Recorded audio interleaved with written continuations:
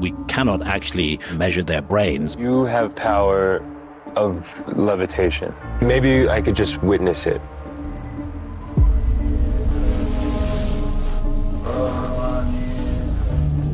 Des exploits défiant la mort aux quêtes spirituelles, les moines repoussent les limites du potentiel humain depuis des siècles.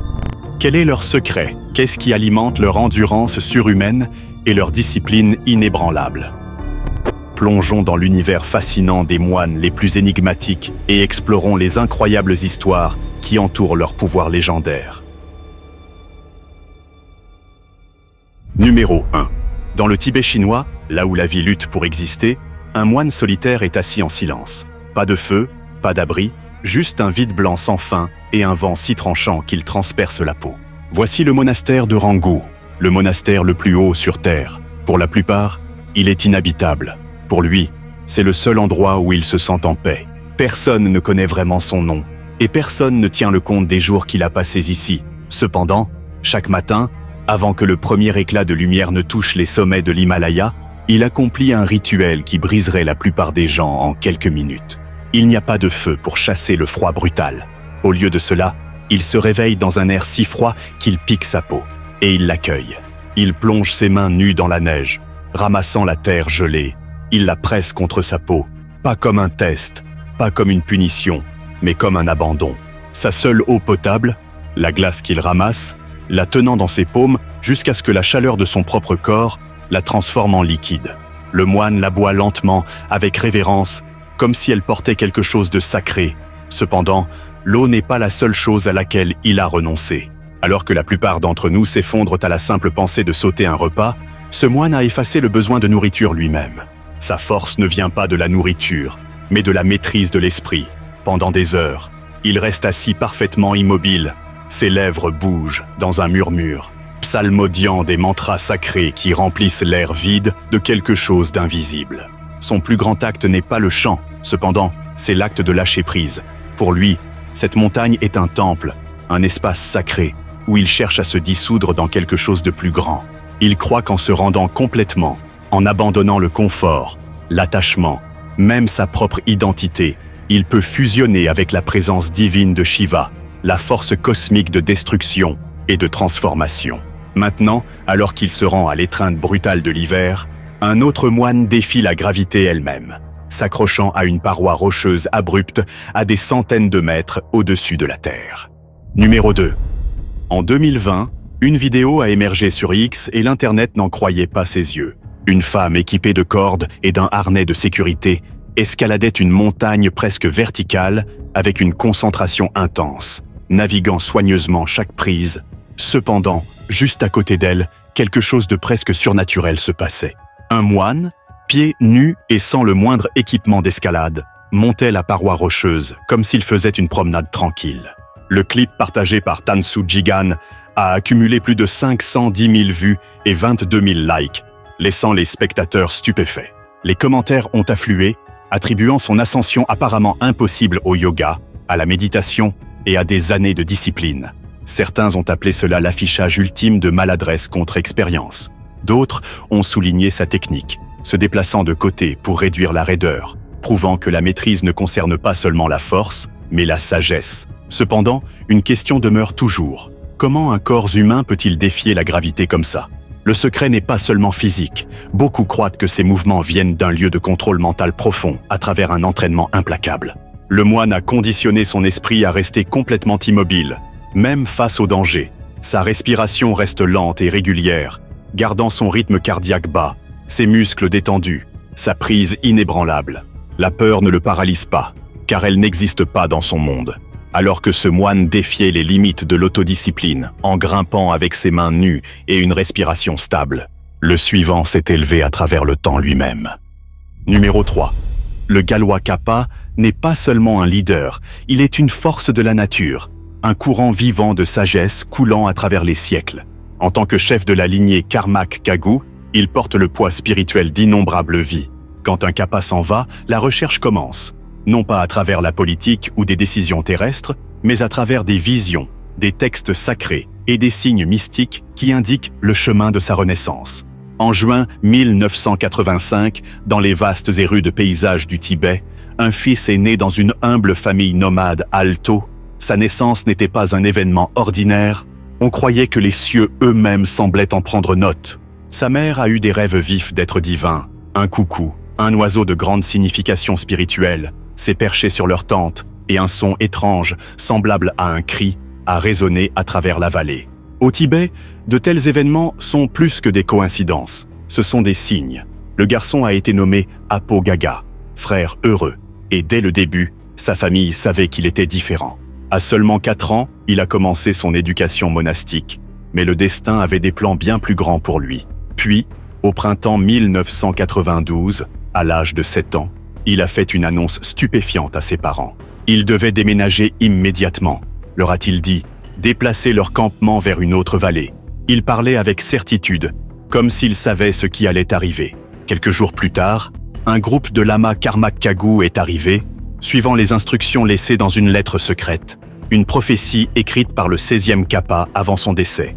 Elle contenait des détails précis, l'année de sa renaissance, le lieu et même les noms de ses futurs parents. Chaque signe menait à une conclusion. Apo Gaga était la réincarnation qu'il cherchait. Officiellement reconnu comme le 17e Karmapa, Oander Trinledorger, son identité a été confirmée par nul autre que sa sainteté le 14e Dalai Lama. Même le gouvernement chinois a reconnu sa légitimité, consolidant sa place en tant que leader spirituel de sa lignée. Au cœur de cette lignée se trouve un rituel entouré de légendes, la cérémonie du chapeau noir. Ce n'est pas un couvre-chef ordinaire, on dit qu'il est tissé des cheveux d'êtres célestes et offert par le Bouddha lui-même. Plus qu'un simple symbole, on croit qu'il détient un immense pouvoir spirituel, amplifiant la présence divine du Karmapa. Avant la cérémonie, le Kappa se plonge dans une méditation profonde, s'unissant à Chenik, le Bouddha de la compassion, puis viennent les prosternations, l'offrande du mandala et la prière sacrée des 7 branches. Quand le Kappa enfile enfin le chapeau noir, quelque chose change. Les dévots décrivent une force indéniable, une énergie qui relie le physique et le sacré. On croit qu'il détient un grand pouvoir spirituel, renforçant la présence du Karmapa. Quand il le porte, les dévots disent ressentir une énergie puissante, comme si quelque chose dans la pièce changeait. Aujourd'hui, le Kappa se tient comme un pont entre l'ancien et le moderne, mêlant une sagesse méditative profonde avec un appel à l'action sur certains des problèmes les plus urgents du monde, le changement climatique, l'éducation et l'harmonie globale. Sa présence est un rappel que l'illumination n'est pas seulement un chemin, mais une force qui se tisse à travers le temps. En fin de compte, l'héritage du Kappa renaît avec chaque génération. Cependant, Liwan a pris un chemin différent, cherchant l'éternité dans son propre corps. Numéro 4. Imaginez scanner une ancienne statue de Bouddha, s'attendant à trouver de la pierre solide, seulement pour découvrir quelque chose de bien plus extraordinaire. Sous la surface se cachait un secret dissimulé pendant 1000 ans. Un corps humain parfaitement préservé, assis en méditation éternelle. En 2015, des chercheurs examinant la statue ont fait une découverte glaçante. Les restes momifiés du maître bouddhiste Liwan étaient enfermés à l'intérieur. Comment est-il arrivé là? La réponse est presque inimaginable. Liwan n'a pas été placé dans la statue après sa mort. Il est devenu la statue. Tu vois, Liwan était l'un des rares moines qui ont subi l'auto-momification. Un processus si extrême, si éprouvant, qu'il défie la croyance. Contrairement aux momies ordinaires préservées par le climat ou des méthodes artificielles, ces moines préparaient leur propre corps pendant qu'ils étaient encore vivants, s'assurant qu'ils ne pourrissent jamais. Pendant des années, Liwan a suivi un régime conçu pour dépouiller son corps de vie lui-même. Il a abandonné la nourriture régulière, survivant uniquement avec des noix, des graines, de l'écorce et des racines, éliminant toute graisse et humidité, les ennemis de la préservation. Cependant, la famine ne suffisait pas. Il a bu un thé mortel préparé à partir de sève d'arbres toxiques, empoisonnant son corps juste assez pour s'assurer qu'aucune bactérie, insecte ou décomposition ne le toucherait jamais. De manière choquante, sa chair s'est transformée en pierre avant son décès. Puis est venu le dernier pas. Liwan s'est enfermé dans une chambre de pierre, entrant dans une méditation profonde. Chaque jour, il sonnait une petite cloche pour signaler qu'il était encore vivant. Ses compagnons moines écoutaient, puis un jour, la cloche s'est arrêtée. La chambre a été laissée intacte pendant des années. Les moines attendant, espérant. Si Liwan s'était momifié avec succès, il serait vénéré comme un véritable maître éclairé. Sinon, il recevrait une inhumation traditionnelle. Cependant, L'histoire de Yuan ne s'est pas arrêtée là. Quand les chercheurs ont découvert ces restes à l'intérieur de la statue, ils ont trouvé quelque chose d'encore plus mystérieux, des symboles cryptiques et des inscriptions gravées dans les murs qui l'entouraient. Ces marques n'étaient pas des gravures ordinaires, certains croient qu'elles contiennent des techniques de méditation perdues et des enseignements cachés sur l'illumination, des secrets transmis à travers des sectes bouddhistes ésotériques. La statue a finalement été hébergée au Musée national d'histoire naturelle de Budapest. Une chose est certaine, le chemin de Yuan a exigé le prix ultime, son propre corps, sa propre vie. Cependant, tous les moines ne cherchaient pas l'immortalité de cette manière. Certains, comme Honan, ont pris un chemin radicalement différent. Numéro 5. Pendant des siècles, l'illumination au Japon était un privilège réservé à l'élite. Les moines s'enfermaient dans des temples au sommet des montagnes, se penchant sur des textes sacrés et méditant dans l'isolement. Les fermiers travaillaient dans les champs, pendant que les parias souffraient en silence. Tous se voyaient dire la même chose. Le salut était hors de leur portée. Puis est venue une voix unique qui a tout brisé. Honan, né en 1133, il a été élevé dans le monde du bouddhisme Tendai, une école d'élite qui détenait les clés du salut. Il a maîtrisé les enseignements, mémorisé les écritures et suivi chaque règle avec une dévotion inébranlable. Cependant, plus il étudiait en profondeur, plus il voyait la vérité. Ce chemin n'était pas fait pour le peuple. C'était une porte verrouillée sans clé. Bientôt, Honan a posé la seule question qui changerait le cours de l'histoire. Et si le salut n'était pas quelque chose que vous deviez gagner? C'est alors qu'il a découvert les enseignements du bouddhisme de la terre pure. La réponse était si simple, si radicale, qu'elle a envoyé des ondes de choc à travers le Japon. Le salut n'était pas un test d'endurance ou d'intelligence. Il n'était pas enfermé derrière des temples ou réservé aux privilégiés. C'était un cadeau disponible à quiconque, n'importe où, à n'importe quel moment. Tout ce qu'ils avaient à faire était d'invoquer le nom d'Amida Bouddha, Namu Amida Butsu, juste la foi prononcée à voix haute. Une seule phrase pouvait ouvrir les portes de la terre pure, un royaume où l'illumination était à portée de main. Soudain, les impuissants avaient du pouvoir, les oubliés avaient de l'espoir, et l'establishment bouddhiste avait un problème. Le truc, c'est que si le salut était gratuit pour tout le monde, qu'advient-il de l'autorité des moines ou du système bâti sur l'exclusivité? Ils ne pouvaient pas laisser cela tenir. Alors en 12007, le contre-coup est venu, et il était intense. Honan a été déclaré une menace, ses disciples ont été pourchassés, et certains ont même été arrêtés.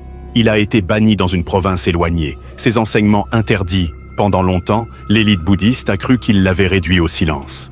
Cependant, le message de Honan était déjà trop puissant pour être enterré. Avant son décès en 1212, Honan a jeté les bases de l'école Jodo, le bouddhisme de la terre pure, l'une des traditions les plus largement pratiquées au Japon aujourd'hui. Il est clair que la révolution de Honan était imparable. Cependant, alors que Honan transformait la spiritualité avec un simple chant, certains moines portaient leur dévotion à des extrêmes encore plus grands, si extrêmes que leur propre corps devenait la preuve de leur illumination. Numéro 6. Au temple Wat Kunam en Thaïlande, un mystère est figé dans le temps. Des décennies ont passé depuis 1973. Pourtant, Luang Podang reste exactement tel qu'il était de son vivant, assis dans une méditation profonde, son expression sereine, intacte par la décomposition. Les touristes et les dévots se rassemblent dans un silence émerveillé, fixant le moine qui semble avoir défié la mort elle-même. Tu vois, Luang Podang n'était pas un moine ordinaire. Il vivait avec une discipline inébranlable, se consacrant aux profondeurs de la méditation et à la pureté des enseignements bouddhistes. Il ne cherchait rien d'autre que la transcendance spirituelle. Et quand son heure est venue, il a rencontré son décès dans la même immobilité qui avait défini sa vie. Ses disciples l'ont placé dans une vitrine au temple Wat Kunam, s'attendant à ce que ses restes se flétrissent avec le temps. Cependant, quelque chose d'extraordinaire s'est produit. Les jours se sont transformés en mois, les mois en années, et son corps n'a pas changé. Sa peau, sa posture, et même l'expression paisible sur son visage sont restés intacts par le temps. Les scientifiques se demandent si son régime à base de plantes a joué un rôle, ou si le climat sec et chaud l'a somehow préservé. Cependant, d'autres croient que quelque chose de plus profond est à l'œuvre, que sa maîtrise de l'esprit et du corps lui a permis de dépasser les lois de la nature, existant en parfaite harmonie même dans la mort. L'histoire de Luang Phodong est une histoire d'immobilité, de défi tranquille contre le temps lui-même, alors qu'il rencontrait sa fin dans une paix absolue. Un autre moine cherchait la vérité dans un mouvement incessant. Numéro 7. 9 ans, c'est le temps que Bodhidharma est resté assis en méditation ininterrompue, les yeux fixés sur un mur de grotte, insensible à la faim, au froid ou à la marche implacable du temps. Ce n'était pas un moine ordinaire. En fait, Bodhi deviendrait un guerrier spirituel dont la présence ébranlerait des empires et donnerait naissance, sans le savoir, au Kung-Fu Shaolin. Né en Inde, il a traversé des paysages traîtres, poussé par un dessein inébranlable de dépouiller l'illusion et d'éveiller les gens à la vérité brute et non filtrée de l'existence. Son voyage l'a conduit en Chine au VIe siècle, où il a rencontré des moines, et même un empereur. Quand l'empereur Wu de Liang, désireux d'afficher sa dévotion, a fièrement demandé quel mérite spirituel il avait gagné en construisant des temples et en répandant le bouddhisme, la réponse de Bodhidharma a tranché comme une lame, aucun mérite. L'empereur était stupéfait. Pour lui, il était clair que Bodhi n'était pas là pour flatter les rois ou réciter des écritures réconfortantes. Et il admirait cela. Cependant, son plus grand acte de défi est venu après avoir atteint le temple Shaolin. Là, il s'est assis dans un silence absolu, fixant un mur de grotte pendant 9 années ininterrompues. Sa simple présence est devenue une légende, une incarnation vivante de l'intensité brute du zen. On dit que sa méditation était si puissante que son énergie même a remodelé le temple lui-même. Puis il y avait le Kung-Fu Shaolin. Les moines à Shaolin étaient faibles, leur corps trop fragile pour endurer les exigences extrêmes de la méditation profonde. Bodhidharma a vu leur lutte et a introduit des exercices d'entraînement physique rigoureux conçus pour développer la force, l'endurance et une concentration inébranlable. Ces enseignements ont évolué en arts martiaux Shaolin, une fusion explosive de mouvements d'esprit et de corps et d'immobilité. La dévotion féroce de Bodhidharma a modifié à jamais le cours du bouddhisme chinois. Cependant, alors qu'il restait assis dans l'immobilité, un autre pionnier spirituel était en mouvement, redéfinissant l'illumination d'une manière que personne n'avait faite auparavant. Numéro 8. Dans les montagnes escarpées du Tibet du XIe siècle, où les chercheurs spirituels bravaient les éléments à la recherche de l'illumination, le voyage d'un homme se distinguait au-dessus du reste. Mahalotshawa, connu comme le grand traducteur, deviendrait bientôt une force de transformation. Né en 102, l'œuvre de sa vie était d'apporter les enseignements sacrés du bouddhisme indien au Tibet. Sans lui, le bouddhisme tibétain tel que nous le connaissons pourrait ne pas exister. Bien sûr, la quête de Mara n'était rien moins que facile. Déterminé à apprendre directement des grands maîtres indiens, il s'est lancé dans des voyages périlleux à travers l'Himalaya.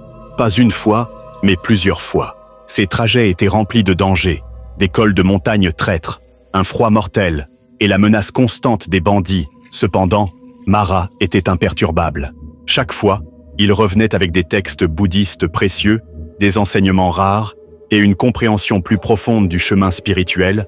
Ses études l'ont conduit à des enseignants légendaires comme Naropa et Mata, sous lesquels il a maîtrisé des pratiques méditatives complexes et des philosophies ésotériques. Cependant, traduire des textes ne concernait pas seulement le langage. Cela demandait une profonde perspicacité spirituelle. Maha n'a pas simplement rapporté des écritures bouddhistes, il les a infusées de la sagesse de l'expérience vécue, les rendant accessibles à ses compatriotes tibétains. L'une des relations les plus déterminantes de Maha était avec Milarepa, qui deviendrait le yogi et poète le plus vénéré du Tibet. Leur voyage ensemble, cependant, était loin d'être doux. Milarepa est venu à Maha en quête de guidance, mais au lieu d'enseignements immédiats, il a été soumis à des épreuves épuisantes. Mara lui a ordonné de construire et reconstruire des tours de pierre, un travail exigeant et épuisant sous des conditions difficiles. Pour les étrangers, cela semblait cruel, cependant, Mara voyait quelque chose de plus profond. Milarepa portait un passé sombre entaché de méfaits, et avant qu'il ne puisse embrasser l'illumination, son karma avait besoin de purification. Ce qui est intéressant ici, c'est que Milarepa a enduré la souffrance avec une détermination inébranlable. Enfin, Maha l'a jugé prêt et l'a initié aux plus hauts enseignements spirituels. Ce qui a émergé de ce mentorat intense était un yogi qui inspirerait des millions. Milarepa, le saint poète éclairé du Tibet. La poursuite implacable de la sagesse par Mahalotshawa a assuré la survie du bouddhisme tibétain. Mais des siècles plus tard, dans une terre lointaine, Sri Ramakrishna prendrait un chemin différent. Numéro 9. Sri Ramakrishna était un mystique dont la faim pour le divin ne pouvait être contenue, Né en 1836 près de Kolkata, toute son existence est devenue une offrande à la poursuite de la vérité spirituelle. En tant que prêtre du temple de Dawali, il s'est plongé dans l'adoration avec une telle intensité que les frontières entre lui et la déesse semblaient se dissoudre. Il glissait dans des transes, perdu dans un monde où le divin n'était pas une force distante, mais une présence si vive qu'elle consumait chaque souffle. Sa quête de vérité ne pouvait être confinée à un seul chemin. Il s'est immergé dans le christianisme, méditant sur le Christ jusqu'à ce qu'une vision radieuse remplisse sa conscience. Il a embrassé l'islam, psalmodiant le nom d'Allah jusqu'à ce qu'il soit submergé par sa profonde sérénité. Chaque chemin menait à la même réalisation. Différents noms, différents rituels, mais une vérité inébranlable, Svad Dharma Sambhav. Toutes les religions contenaient la même essence, la même lumière. Ce n'était pas juste une philosophie, c'était une révolution. Maintenant, le message de Ramakrishna aurait pu s'effacer dans les murs du temple, connu seulement d'une poignée de disciples dévoués. Cependant, le destin avait un autre plan. Swami Vivekananda a porté la vision de son maître à travers les océans, la transformant en un mouvement. La mission Ramakrishna a émergé comme une force vivante, construisant des écoles, des hôpitaux et des efforts humanitaires qui donnaient vie à ses enseignements. En fin de compte, Ramakrishna a laissé derrière lui plus que des mots. Il a laissé un chemin assez large pour que le monde puisse y marcher, tout comme sa sagesse brisait l'illusion de la division religieuse, bien que la découverte d'un moine momifié vieux de 200 ans défie les limites même de la vie et de la mort. Une momie vieille de 200 ans, dans les étendues gelées de Mongolie, les scientifiques et les chercheurs spirituels sont perplexes face à une découverte époustouflante. Un moine momifié vieux de 200 ans, toujours assis dans une méditation profonde, comme s'il n'était jamais parti. Ses mains reposent dans le mudra dhyana, un signe de concentration intense, son corps pratiquement intact par le temps. Il semble avoir juste mis la vie en pause, au milieu de la méditation. Certains croient que ce moine était le mentor de Dashi Dojo Ov, un maître bouddhiste légendaire qui est décédé en méditant en 1927 et dont le corps a également résisté mystérieusement à la décomposition. Cependant, les experts pensent que ce moine pratiquait le Tukdam, un état méditatif rare où le corps ralentit tellement qu'il cesse presque de fonctionner. Il n'y a pas de battement de cœur. Et pourtant, somehow, il est toujours là. Les pratiquants bouddhistes croient que le Tukdam est un pont entre la vie et quelque chose de plus grand, un état où la conscience persiste même quand le corps devrait être parti depuis longtemps. Les moines dans cet état sont connus pour rester parfaitement préservés pendant des jours ou des semaines, mais 2 siècles, c'est du jamais vu. Certains disent que le froid extrême de Mongolie aurait pu agir comme un congélateur naturel, d'autres pensent que son mode de vie incroyablement discipliné, un régime pur, un contrôle de la respiration, des années de méditation profonde, aurait pu changer la chimie de son corps d'une manière que nous ne comprenons pas encore. Puis il y a les rumeurs d'herbes sacrées, de rituels secrets et d'huiles d'onction, bien que jusqu'à présent, aucune technique d'embaumement n'ait été confirmée. Ce qui est clair, c'est que cette méditation n'est pas juste s'asseoir en tailleur et respirer profondément. Cette découverte pourrait prouver qu'elle a un pouvoir physique réel, peut-être même la capacité de défier la mort elle-même. Alors que le corps de ce moine défiait le temps dans une méditation gelée, Shun parcourait le monde, laissant des empreintes de sagesse à travers l'histoire. Shun n'était pas juste un maître bouddhiste. Il était un pont vivant entre les siècles. Né en 1840, il a vu l'ascension et la chute des empereurs, le chaos des guerres, la naissance de la Chine moderne et la marche implacable du temps. Pourtant, à travers tout cela, il est resté inébranlable. Son chemin n'était rien moins que facile. Dès un jeune âge, il a choisi une vie de discipline extrême, se consacrant à des pratiques de méditation profonde qui repoussaient les limites du corps et de l'esprit. On dit que sa dévotion lui a permis d'atteindre de profonds états d'illumination, inspirant d'innombrables autres dans leur voyage spirituel. Certains l'appelaient un sage, d'autres pensaient qu'il était fou. Cependant, Shun n'était pas intéressé par les titres. Il cherchait quelque chose de bien plus grand. Il a voyagé sur des milliers de kilomètres à pied, traversant des montagnes et des rivières, dormant sous les étoiles et endurant les éléments les plus rudes. Tout cela à la poursuite d'une vérité plus profonde. En chemin, il a dirigé des efforts pour restaurer des monastères anciens qui étaient tombés en ruine à cause de la guerre et de la négligence. Parmi ses plus grandes réalisations figurait la reconstruction du monastère historique de Yunman, un lieu sacré qui est devenu un phare pour les enseignements et la pratique bouddhiste. Cependant, tout le monde n'accueillait pas sa sagesse. Tu vois, il a vécu à une époque de bouleversement politique immense. Pendant la répression communiste sur la religion, il a été arrêté, torturé et gravement blessé. N'importe quel homme ordinaire aurait craqué. Shun, lui, s'est simplement relevé. Au lieu de la haine, il a rencontré ses persécuteurs avec compassion. Au lieu de la peur, il a répondu avec une paix inébranlable. De plus, les enseignements de Shun étaient enracinés dans le bouddhisme Chan, une tradition qui rejetait l'étude purement intellectuelle au profit de l'expérience directe. Il enseignait que la véritable compréhension ne vient pas des livres ou du dogme. Elle vient de la méditation disciplinée et de la pleine conscience. Ses mots étaient simples mais profonds, conçus pour trancher à travers l'illusion et amener ses disciples face à face avec la vérité. Son impact ne s'est pas arrêté en Chine. Cependant, le bouddhisme Shan qu'il a aidé à préserver s'est répandu bien au-delà de ses frontières, façonnant la pratique mondiale du zen au Japon et l'essor de la méditation dans le monde moderne. Sa vie était un témoignage de l'idée que la véritable sagesse ne plie pas face au temps, à la politique ou à l'oppression, elle ne fait que se renforcer. Le voyage de Shun a prouvé que l'illumination pouvait résister aux marées de l'histoire. Mais Latens Insana a porté la dévotion dans un tout autre royaume. Numéro 10. Certaines figures dans l'histoire laissent derrière elles des mots, des temples ou des écritures. Au XVe siècle, Lama Sang Tenzin a laissé derrière lui quelque chose d'encore plus extraordinaire, lui-même. Révéré comme le Bouddha vivant, sa dévotion à son village n'était pas seulement spirituelle. C'était un acte de sacrifice ultime. Dans la vie, il était un moine d'une immense sagesse et gentillesse, dédié à guider son peuple vers la paix et l'illumination. Cependant, son plus grand acte est venu quand il a fait un choix insondable, méditer dans l'éternité. Face à un désastre imminent, il est entré dans un état méditatif profond pour ne jamais se réveiller, offrant sa propre existence comme protection pour son village. Avec le temps, son corps s'est naturellement momifié, étonnant tous ceux qui ont été témoins du miracle. Cependant, l'histoire ne s'est pas arrêtée là. Des siècles plus tard, le destin est intervenu. En 1975, un puissant tremblement de terre a secoué la terre, déterrant sa tombe. Quand les villageois ont découvert son corps, ils ont trouvé quelque chose d'incroyable. Il restait parfaitement préservé, comme si le temps ne l'avait jamais touché. Pour eux, ce n'était pas juste un corps, c'était la preuve que son esprit ne les avait jamais quittés. Ils croyaient qu'il veillait encore sur eux, un gardien silencieux, transcendant les frontières de la vie et de la mort.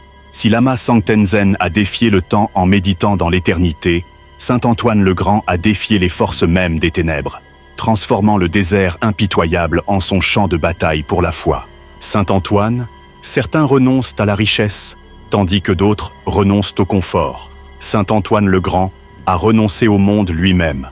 Né dans le privilège en Égypte, autour de 251 après JC, il aurait pu vivre une vie de luxe. Mais au lieu de cela, il a choisi l'inconnu, laissant derrière lui son héritage. Il s'est aventuré profondément dans le désert, cherchant une vie de prière, de solitude et de foi inébranlable. Il ne savait pas que son voyage façonnerait l'avenir du monachisme chrétien. Maintenant, le désert n'était pas un sanctuaire silencieux. Les plus grandes batailles d'Antoine n'étaient pas contre la faim ou la soif. Elles étaient contre des démons.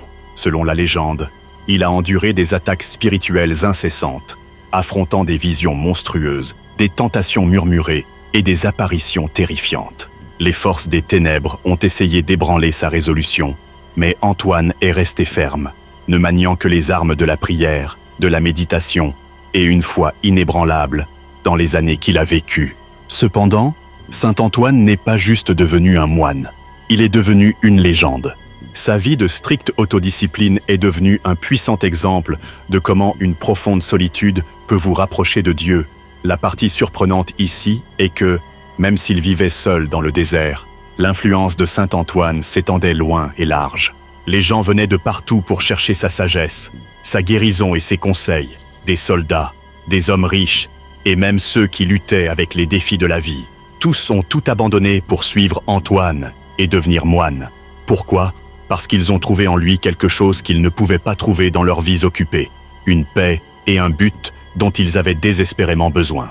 Les gens croyaient que c'était comme si Antoine était devenu un guérisseur envoyé par Dieu pour aider les âmes de l'Égypte.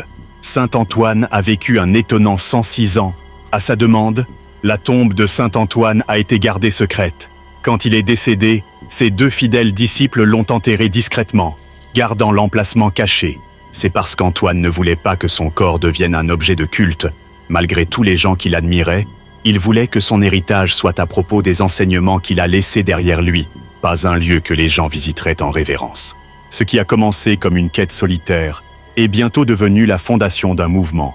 Il est devenu le modèle pour les moines chrétiens, inspirant des générations à embrasser des vies de simplicité, de renoncement à soi et de prière. Aujourd'hui, le monachisme témoigne de son héritage, une manière de vivre encore suivie par ceux qui cherchent une connexion spirituelle plus profonde.